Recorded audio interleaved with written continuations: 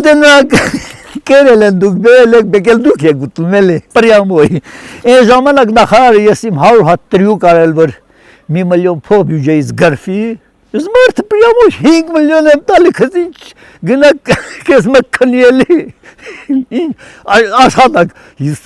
չեմ պատկերացնում ինչ աշխատանք, բարդ աշխատանք են իրանք։ Հատե ինչ ասլանում են, դու ինձան լավ եք իմանում էր այդ հարցը մեկ տա, որովհետև հանգարտ ուրիշ բան էլ կա, ասում դե պետք չի։